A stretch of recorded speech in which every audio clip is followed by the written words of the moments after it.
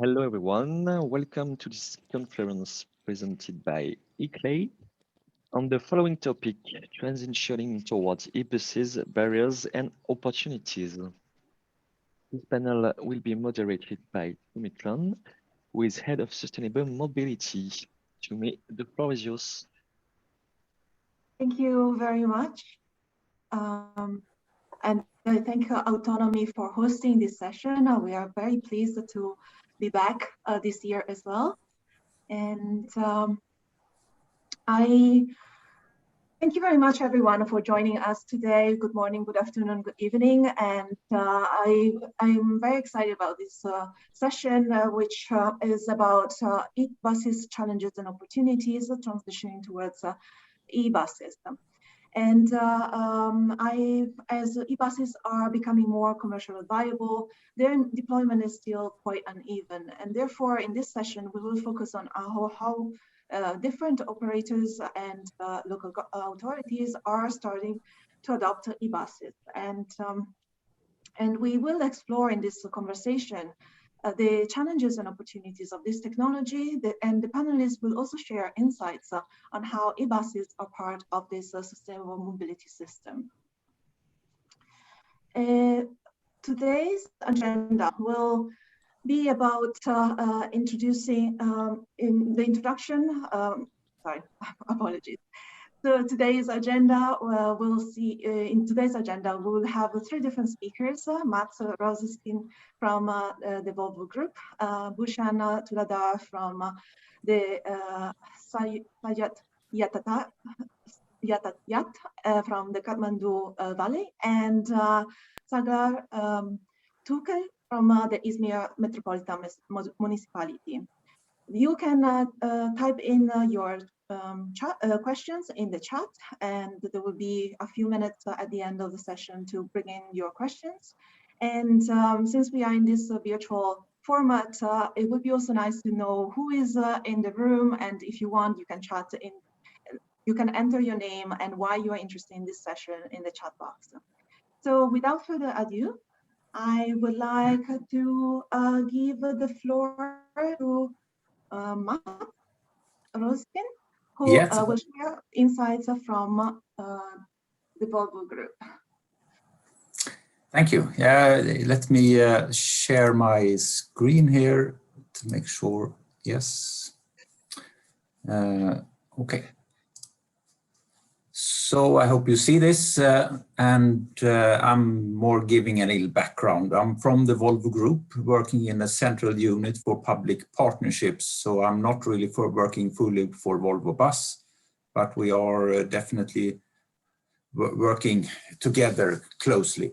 But in this Solution Plus project, I mean, that's the setup. So of course, the Volvo Group provides complete sustainable transport solutions, and then what we think as premium buses, coaches and chassis as well. So it's more the complete of the transport solutions, and also then also increasingly a wide range of services to the customers, to make a more complete package. Of course, we're working on the uptime and reliability, and also the overall low life cycle cost. So maybe that's overall for the operators, it will be a good offering. So this is in general from the Volvo Group. We see that e-mobility is providing a lot of benefits, really, and we see that there's a quite rapid shift, and it has been going on now for 10, maybe 20 years, but the last 10 years has been really picking up. So the complete solutions for cities and going towards this electrified public transport, and of course electrified buses. We also work a lot, and even increasingly, with zero zones. That could be zero emission zones, a different way of from the city authorities to manage the transportation in various areas. Of course, the benefits are better air quality, CO2 reduction, but one big driver is actually the reduced noise, and that's more inconvenience for both the bus drivers, but also for the passengers, of course, and for the cities as whole. Reduce energy, but also the congestion and fewer accidents, but we also see new opportunities for urban development. I mean, the picture here shows a new way of forming bus stops. We also operate, you can have an indoor bus stop, or you can really consider other way of operating buses when you kind of get rid of some of the emissions and some of the noise. So within Volvo, we have been working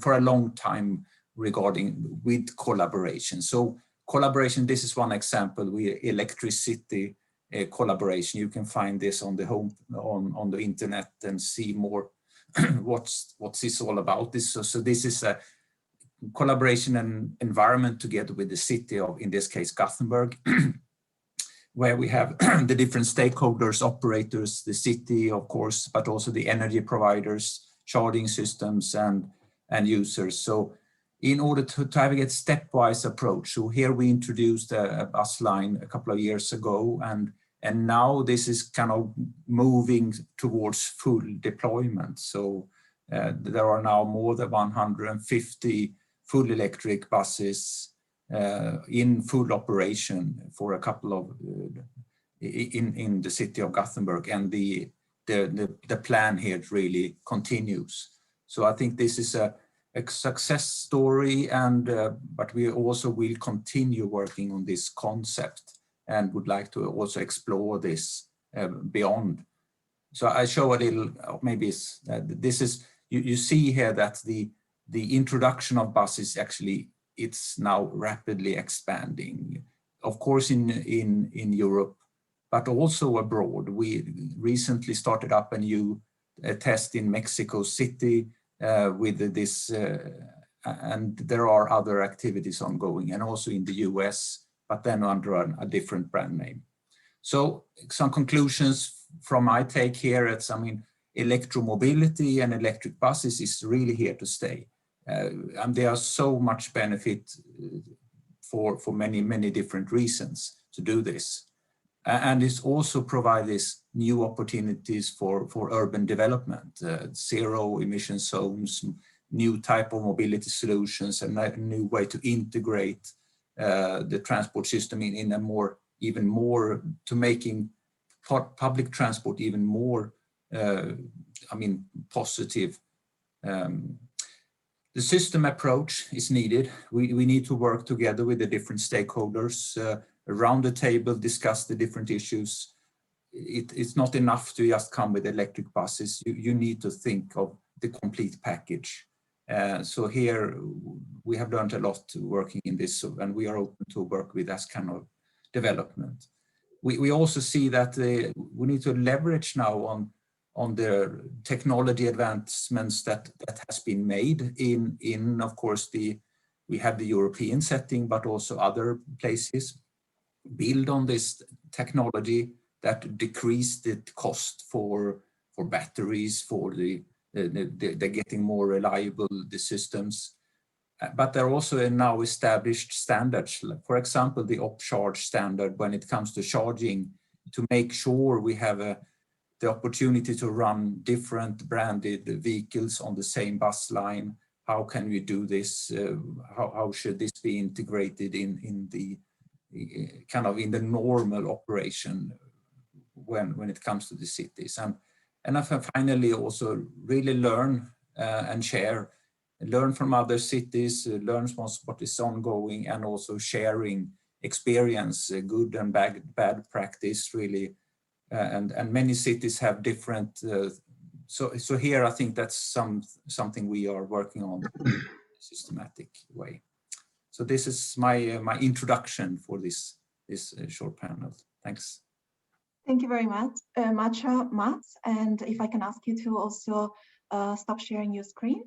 And in the transition, I would like to ask you, Thank you very much for this perfect setting the scene and essentially highlighting the importance of partnerships, of creating the ecosystem, and also of making sure that from a technical standpoint there is standardization and also stating that the technology is there and it's improving fast. And then I will transition to the next speaker, who is Bhushan Tuladar, who is a board member of Yato, which is a public transport cooperative in Nepal, where he is leading the effort to introduce e-buses in Kathmandu Valley. And as Matt has mentioned, also Bhushan is working in the same project, which is Solutions Plus. Over to you, Bhushan. Thank you, Jimmy. Thank you, Autonomy, and thank you, ICLEI, for giving us this opportunity to discuss e-buses, something that's very important for us, something we're passionate about. First of all, let me take you to Kathmandu. If in case you haven't been there, it's a beautiful city. Come visit sometime once we're done with the virus.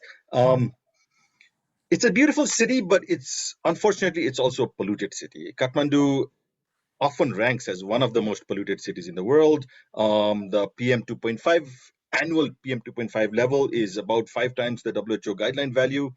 So it's a major concern, and particularly for the 3 million plus people who live here, as well as a lot of tourists who come to visit here or want to come to visit here. It is a serious concern. It's a concern for the economy as well as the public health of the residents. And Saja Yatat is a public transport cooperative, and we've been around for 60 years or so. In the middle, we stopped operation for a while. Then we revived it about 10 years ago, and now we're back on the streets. And our objective is effective, efficient, and eco-friendly public transportation services in Kathmandu. And because it's a cooperative that has government as its member, local governments, the city of Kathmandu, city of Lalitpur, and others as members, as well as individuals. So it's really a hybrid approach to managing public transport with public as well as private individuals as members. So with Sajayatat, what we've been doing is we've been trying to introduce electric mobility in Kathmandu for the last couple of years, and we've done a little bit of work. So I just want to today highlight some of the challenges and opportunities that we're facing. Why we're doing this? It's really for survival, for our own survival, because as a public transport cooperative, we do not receive any funding or subsidy or anything from the government. We need to, balance our books and be sustainable financially. And when we look at our, expenses, a major chunk of the expense, about 40%, 35 to 40% is fuel. Then there is another, 10, 20% on maintenance. So more than 50% is fuel and maintenance. The remaining, a lot of it is staff time, salaries and so on. So we can't cut much on salaries, but where we can make our system more efficient, I think, is if we can cut down on the fuel cost, on the maintenance cost, and for that we need to move to electric mobility, and not just the expenses, but to increase revenue as well. To increase revenue, we need to have something attractive, something different, and electric mobility would provide that. So for our survival as a public transport company, we need electric buses. Second, of course, as I said earlier, Kathmandu is suffering from air pollution. We know that vehicle emission is the main source of air pollution in Kathmandu. To reduce vehicle emissions, what better than electric buses? Replace the diesel buses, which operate 12, 14 hours per day in the city, throwing out black smoke often, with electric buses. Now we have diesel buses. When we went for diesel buses, we did buy buses that were Euro 3, Euro 4 standards, which was better than what other companies were providing, but still they do pollute. So we want to go to zero emission, and our target is by 2025, the fleet should go to totally zero emission. Our fleet, not the whole city fleet. But for the city residents' health as well as economy, this is important. So that city's survival, and of course the planet's survival, to reduce carbon emissions. Nepal doesn't emit, a lot of greenhouse gases compared to many other countries, but it is increasing, and the largest increase, of course, is through the transport sector, and we need to work on that. Besides that, there are opportunities that we need to take advantage of. One, increasing electric supply. The picture you see here is Kathmandu at night. Now, this picture was taken during Diwali's time, 2.5 years ago. And Diwali is a festival when everybody turns on their light. Before that, the government used to say, please take care, don't, put too much light on because we don't have enough electric supply. 2 years ago, the government said, go ahead. We have all the electricity you need. Put on your light bulbs. So this is what the city looked like then. Beautiful. The confidence of the government is there.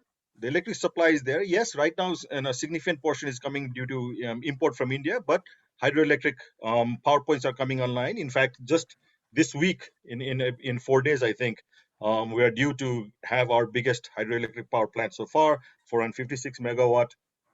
Patamakoshi plant that will be start generating electricity. So there'll be surplus electricity, particularly in the off-peak hours, which is really nighttime, and that's when we charge our batteries. So electric supply is more there on the grid. I mean, till about 5 years ago, we used to have 18 hours of load shedding, which is basically planned blackouts. Now we don't have any. Second is petroleum, our largest contributor to the trade deficit. Petroleum, just one product, the import of petroleum, the amount of money we need to spend is huge. It's more than twice the amount of money that the country earns from all its exports combined. Just one petroleum product. And within petroleum, diesel is a big contributor to this. So we need to cut down on that. And air pollution, as I already said, is a major problem. And now a lot of people, a lot of politicians are also starting to realize that this is a major problem with health implications. So this is an opportunity for us we need to take advantage of. We all know there are challenges. Financing. Electric buses are 2 to 3 times more expensive than local diesel buses. So the upfront financing is a challenge for us. So therefore, we need either government support or some innovative business models to invest in that. Second, even if we do want to invest, right now, standards and regulations aren't there or aren't enough. For example, the 2 buses that you see in the picture there, we got those buses 2 years ago now, but we still haven't been able to operate them because according to the government didn't have standards to test them. So it's just sitting there. And the third, I think, Matt's also mentioned it earlier, looking at the system as a whole. It's not just important to get the buses. For diesel buses, we just get the buses. For this, we need to have the charging infrastructure there. We need to have the overall system working. The overall public transport system should be, working as a electric mobility system. And that's something that has been difficult for us. Looking ahead, we do have an electric mobility plan of action for Nepal. And it's just about now implementing that. And that has 3 priority areas. One is on the policy and governance side, electric, establishing a unit for that and coming up with the standards and so on that I talked about. Second is infrastructure and markets and really having a program for that. And third is the financing mechanism that I talked about. So this is something that we're lobbying for. And with Solutions Plus project also, we want to work with that. Particularly, also we want to work on conversion of diesel buses to electric. We think that could be a way to bring costs down. But again, we're going to be trying that and also working on some standards for that. Thank you very much, and we'll take questions later. Thank you, Bhushan, for your insights from Kathmandu, and also for highlighting the main challenges, which are financing, standard regulations, and also creating an ecosystem that is conducive. And I wonder, while we are transitioning to Chalo, then I wonder, perfect. Then I wonder if you could share about how you can transition to the ecosystem in the sense that how do you not create a disruption between the traditional public transport system and the e-bus and the electrified version of the buses. Is that a question to me? Sorry, to me? Yes, if you have any. Yes, it's something that this is where the government comes in, and this is why I said that the governance and the standards and all that is necessary to bring this all together, to create a system that operates smoothly And also during the transition phase, when we have diesel buses, when we have traditional diesel mechanics, as well as we need new manpower to work on the other, the electric mobility part. So to bring that all together, I think this is where we need some government support, and the government to really have a plan to move that forward in a coordinated manner. And that coordination requires not just the operators, but also the electricity providers, national, Nepal Electricity Authority in our, part, also, other sectors, not just the energy and the transport sectors, but the urban development sectors. So that's why I think Sajatat is well placed, because we have, local governments working with us. And in fact, right now we have a bid out for 40 buses. We're looking forward to get 40 buses. And some part of that money is also given to us by the local governments. So local governments also has a big say on how to move this forward. I think Shaklar is trying to kind of share his screen there. I was trying to share, but it suddenly stopped. So I will be sharing again. Yes, and in the meanwhile, I can introduce Chagla, and he's working for this city of Izmir, and is from the Department of Climate and Energy. So we are looking forward to hear from a more broader perspective about e-buses and how they connect with the climate and energy plans. Thank you. Over to you. Yeah. So my presentation is visible? Yes. Okay, thank you very much. First of all, thank you for giving me opportunity to talk about the Izmir Metropolitan Municipality's plans to tackle with climate change and e-bus strategy. So I will do my best to summarize it in 5 minutes. Okay, and it's like Bushan, Izmir is a beautiful city too. I would suggest everybody to come and see. Okay, so we have beautiful beaches here, just like you have beautiful mountains. Eh? Okay, so in order to put you into context, I would like to give a little bit about information about Izmir and the bus authority, which is ESOT of Izmir. So Izmir is located on the very west of Turkey. Metropolitan area of the city is located around the Gulf, and there is a big harbor. It is 200 kilometers by 170 kilometers. So it is the third largest city and biggest city in terms of population. So it is population-wise, it's close to, I think, Kathmandu. It is 4.3 million. So especially it's an important city for industry, agriculture and tourism. And also jurisdiction area of the Izmir Metropolitan Municipality has been extended to the provincial borders. ESOT, the bus utility, was established in 1943, and it works as a separate entity under municipality.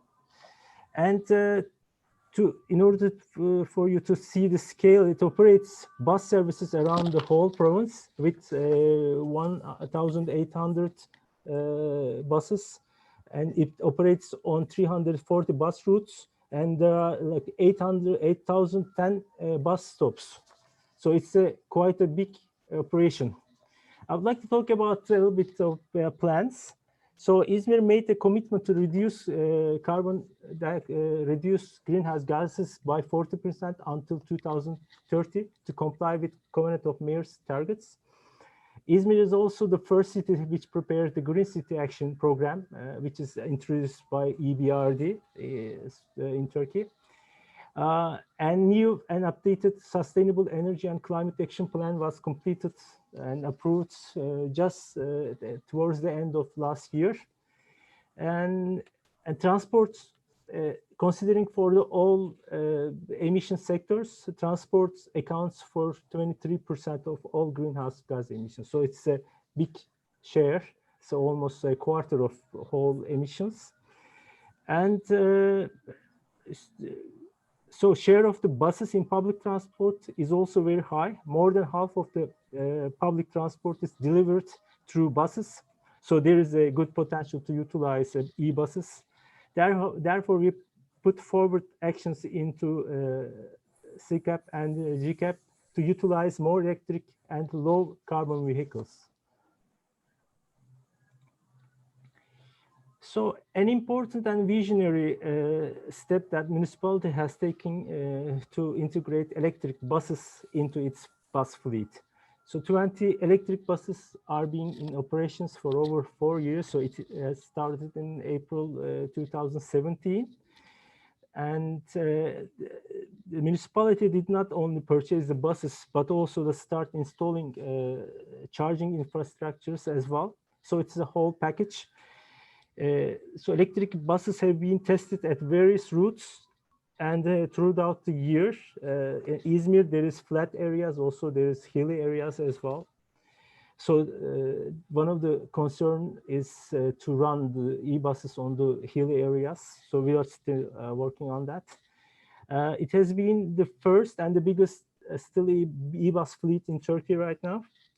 So this year, the municipality is planning to buy another 100 e-bus, and towards the 2024, another 500 e-buses are planned to be bought. In addition to bus integration into the bus fleets, some supporting projects were also started. So Bushan told about this before, and when you plug an electric vehicle to the national grid, you still have cause emissions. In Turkey, per 1 kilowatt hour of electricity, for 500 grams carbon dioxide is released. So we have to consider into this our carbon inventory as well. So even if you use electrical bus, still you cause carbon emissions. So in order to minimize this, we installed solar power system on the ESOT's workshop, and it provides all the electricity for the e-buses. To increase public awareness, we have a site showing the live data such as diesel fuel savings, emissions eliminated. So we share this one through our municipality website and also the open data platform. So in summary, here are the observed benefits of the e-buses. So far, we according to our experiences. So it has, they have much less vibration, which leads to more comfortable traveling experience and less maintenance. A lot less noise inside and outside. And you know, one of the complaints about the e-bus drivers, and they're complaining that the bus doesn't have any noise. So it is not noticeable from the outside. So they said, okay, they should put some noise so that it can be noticeable. So, and it's also more spacious due to the lack of engine room. So it is more spacious inside. One of the important things is driver can't adapt in short time. So no major difference as compared to diesel bus in driving experience. No tailpipe emissions, better air quality, and it's also carbon neutral through using renewable energy, as I explained before. Low operation cost due to zero fuel cost because we supply the electricity from the renewables, and low maintenance and fewer parts, replacement parts requirements, and longer life. So there are some barriers as well. They are still more costly than diesel-powered buses. As Bushan told us, it is same in Turkey. It is 2 to 3 times more expensive than the diesel buses. So when the municipality needs more buses, then it's a choice. So we have to either provide less buses with electricity or more buses with diesel. So it's a tough choice. and also insufficient electricity infrastructures for charging at some part of the city. And I believe is the e-buses is the future. So eventually the whole fleet will be replaced by the electric bus. Thank you very much. Thank you. And thank you for this wonderful overview, Chagal. And I would like to bring all the different speakers on in the panel, back on the panel. And there is a question from the audience, and they're asking about the issue of charging infrastructure in Kathmandu and Izmir, and and the availability of it is a barrier for the city.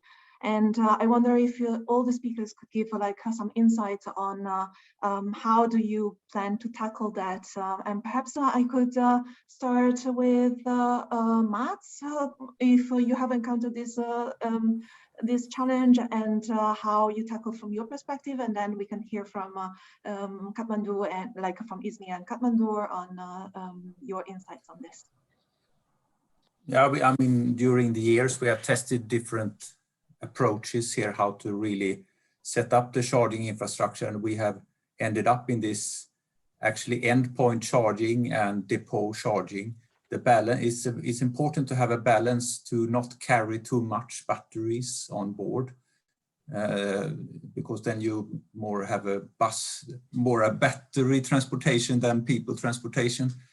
So I think this has been a good learning. So I think really planning the right line and approach, and also balance the depot charging, and then you have this what we call opportunity charging, where you charge at endpoints. But this of course gets more and more challenging when you have a very rapid operation with a short turnaround time, or if you have delays. This is, I think it's important to have this kind of balance. And of course, as I understand, that we also indicated the need for standards, really to have there are now available standards for how to really plug in a bus during depot, and how to this different catenary approach when you do the opportunity charging. So I think that there are now technologies and standards available, but the planning and that's my take on this. So thank you.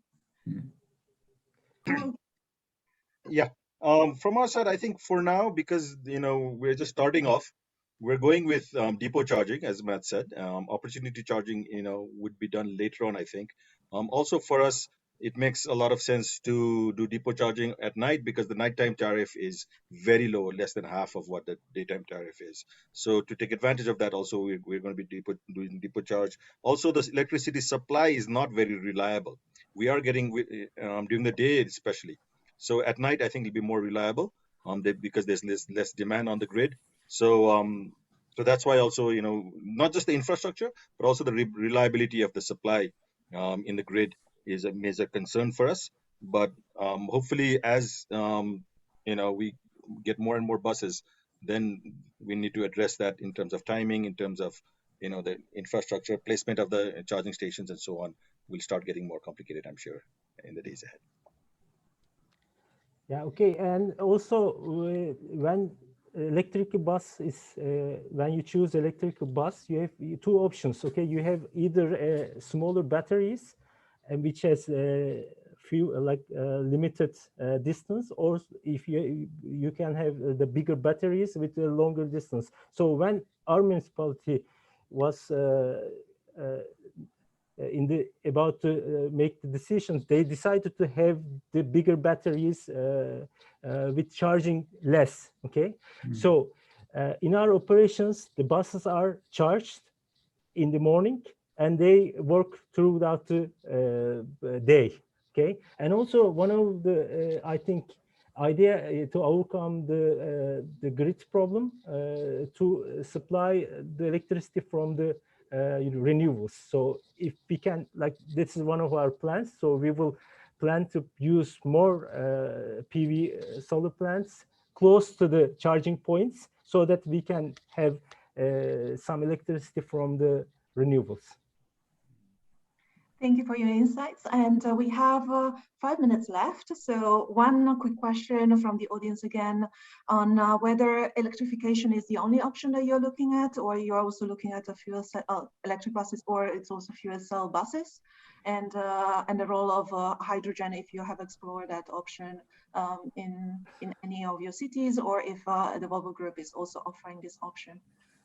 Yeah, I would answer these questions. The fuel cell buses, hydrogen buses, and also electric buses, and other, like we have also CNG buses in some of the, not in our municipality, but also other cities. So there were options, but we decided to have just electric because of the operation practices. Okay, so if you have one, you're going to use one technology, and that it has to be electric because it's going to be easier to maintain probably in the future. Yeah, and I would agree also that now we are in the electrification phase, and I think we see a lot of benefits. You have also a good efficiency from well to wheel when it comes to the using battery electric vehicles. The technology is quite available, and okay, the price is maybe still too high, but it is dropping. We are working as Volvo Group with fuel cell. Maybe you have seen our partnership where we work together with Daimler also to set this. But this is more for long haul operation, and it's not really for city bus operation.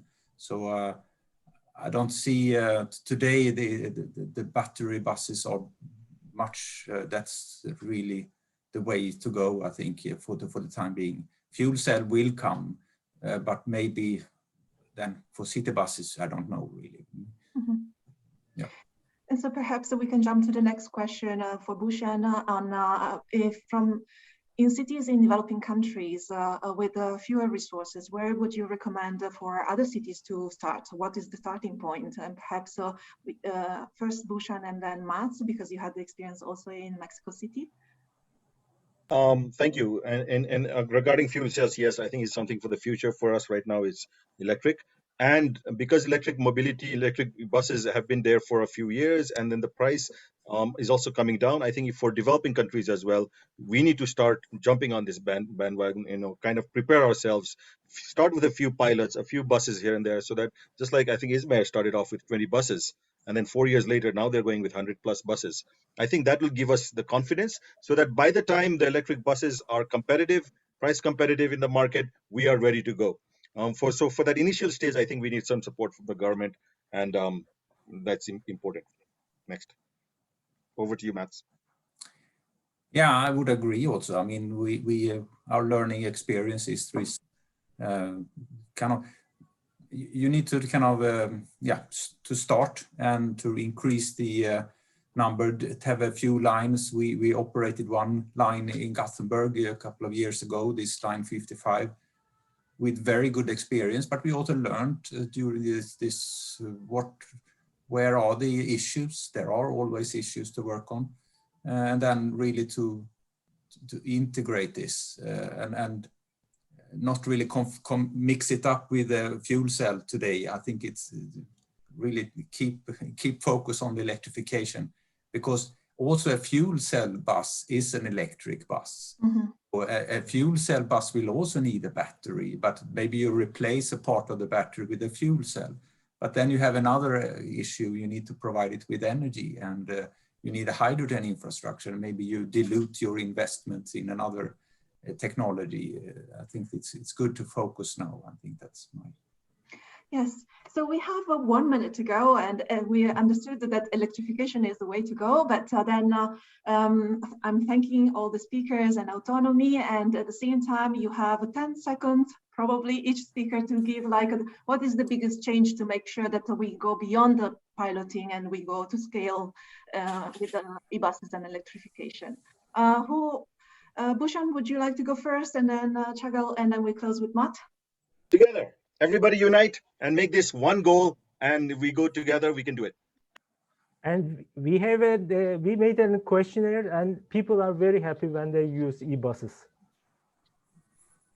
Yeah, yeah, and I would agree. Yeah, we are in the fantastic journey. We are really moving into electrification at broad scale. I've never been in this business for so many years, and suddenly now it happens. Also in the truck segment, we see electric trucks coming. So buses are ahead here, but this will be a fantastic journey. So join, yes. Thank you very much, everyone. And the conversation will continue also on the Autonomy platform. All the speakers are there as well. And thank you, Chagall, Bushan, and Mats. And sorry for butchering all your names. And have a good day and thank you very much. Thank you very much. And Thank you for Autonomy. inviting. Bye-bye. Thanks. Bye-bye. Thank you very much to Bye. you all. And stay tuned on Autonomy Digital for the rest of the program. Thank you.